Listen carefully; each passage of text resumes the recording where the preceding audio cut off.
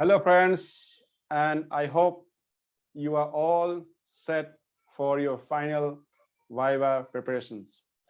And you must have read through all the sections, form, fees, and rules. So here are some tips for you before you go for your Viva exams. So the master key that the Viva people they have for you is one question: tell us something about yourself. So they may ask you this question in the similar fashion, or they may ask you in different way: tell us something about yourself. So this is the most important question, and this question is going to give them a chance to ask you further questions. For example, let us take an example where they ask me as tell us something about yourself. So I say, thank you, sir, for asking this question. My name is Prem Prakash Pathak, and I am from farm background, and I have been doing docketing and filing those activity for last 5 years. And now I want to improve myself and change myself role and get into attorneyships where I will have more freedom for drafting and then prosecutions and filing, which I will enjoy a lot. So this is my future plan, and I'm very excited to get into that role. And I prepared did my best. So this is one question that you can tell. And now here it starts questioning. So because I told them that I am from docketing and filing, then they're going to ask me something about docketing and filing a strategy. They may come across for PCT filing, national affairs filing, and all those things. The question may arise, and then they may ask you more questions depending on what they want. Suppose if I tell that, thank you, sir, for asking the question. I just completed my MSc or my BTech or MTech or a PhD, and I'm very excited to work in the field of innovations. And I think this is a nice opportunity for me to get engaged with the inventors and help them out, and so something like this. So again, this starts the question that how you're going to help the inventors, what kind of filing can be done, what can be done. So those kind of questions start. So I don't know what they are going to tell, but be sure that you are going to project the best out of yourself and prepare this question very well, so that it does not appear that you are telling something at the same time you're thinking about yourself.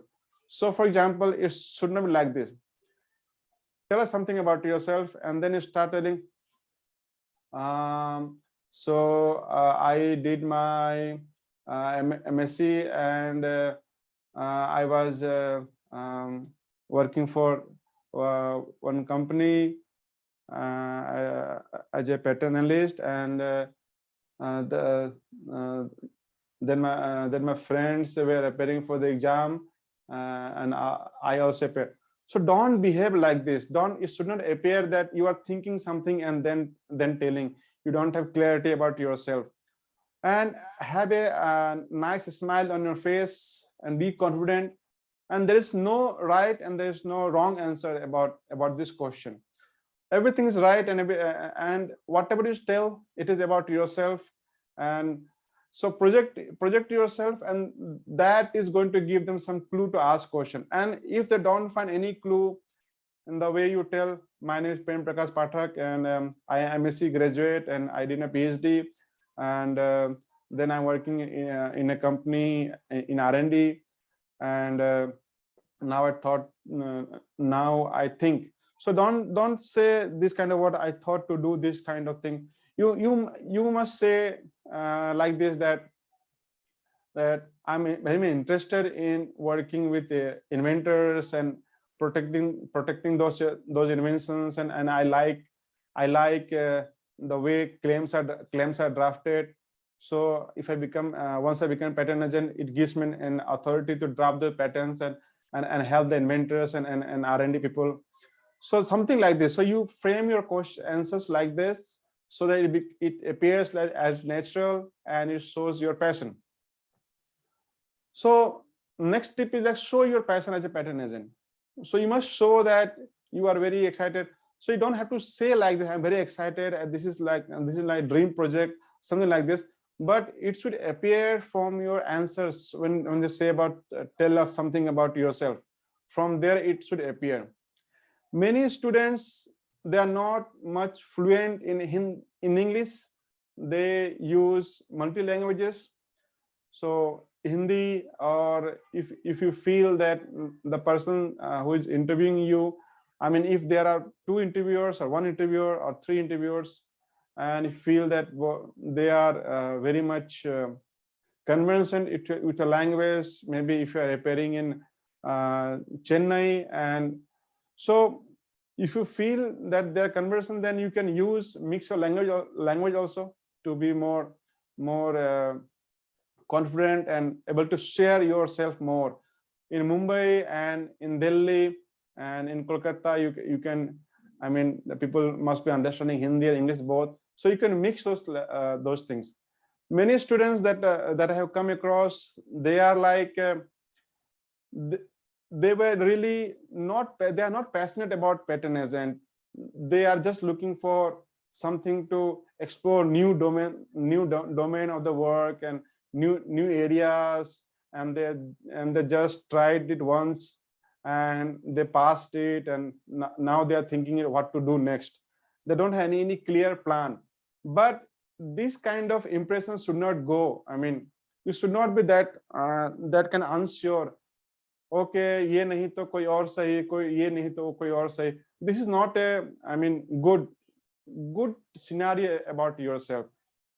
Whatever maybe the case, I mean, if I'm going to Delhi, I'm traveling in a bus, that is the best mode of transport.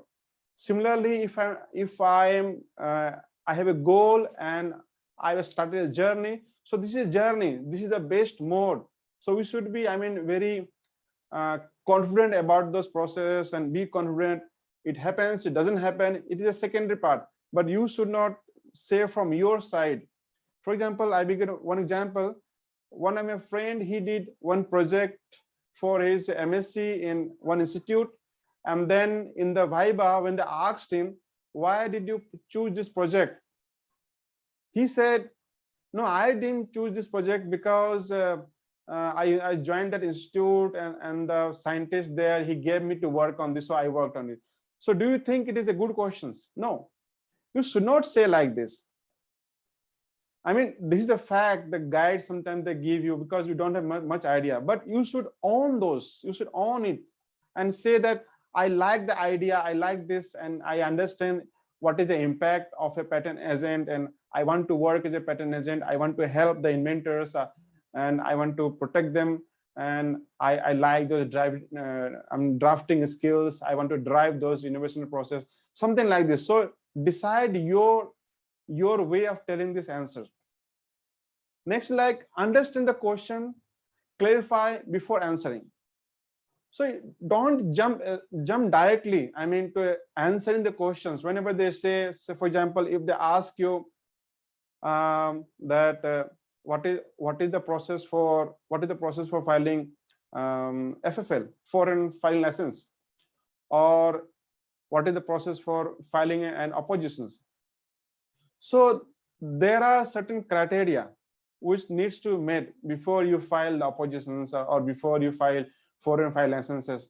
So not in too deep, don't go very back into answers, but you must clarify. For example, FFL, then you just clarify. So I assume that my client is not willing to file in India, but instead they just want to file outside India, and therefore they require FFL. Is it correct?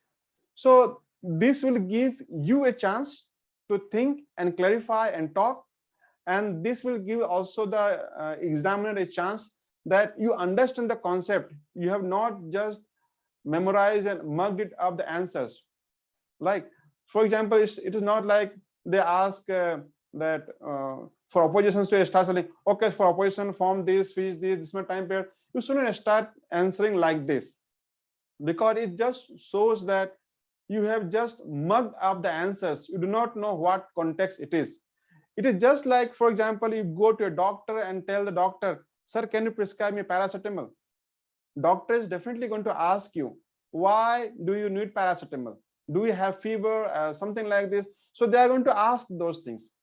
Before clarifying those, they are not going to prescribe you any medicines. You cannot take any medicine before that. So they will have some tests, they will ask a question, they will check your fever.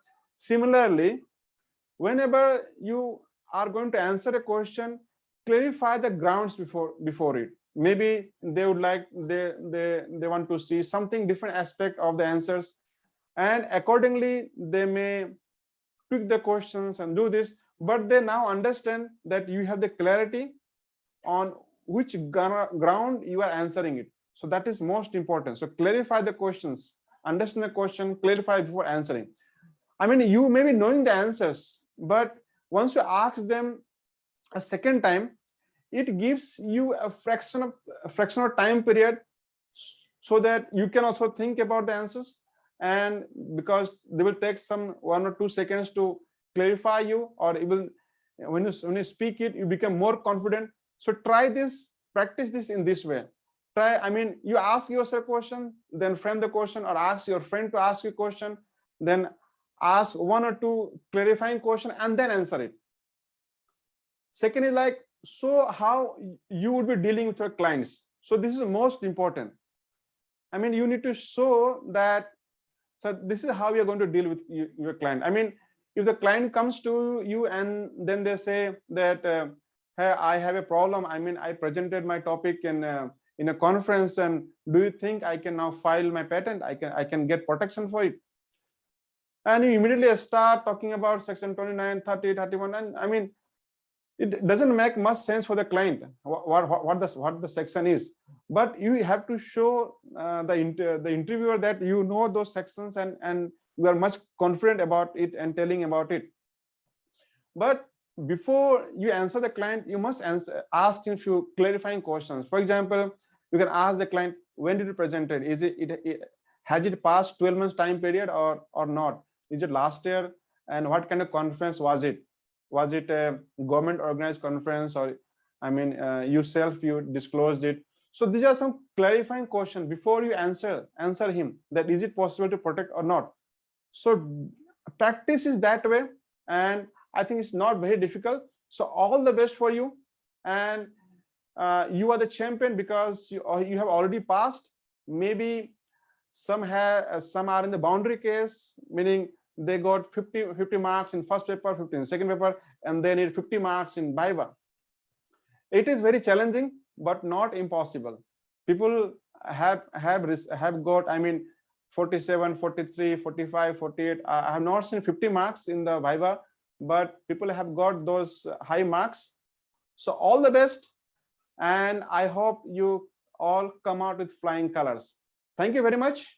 And so I started this training program with a, I mean, I had a wish that when I clarified this pattern as an exam, I used some strategy. So I thought that this was the best strategy, because I also qualified the exam in the first attempt, and I used this strategy. And I thought in future, whenever the exam is there, I will showcase my strategy and my best plan, so that I can help others also to qualify this exam.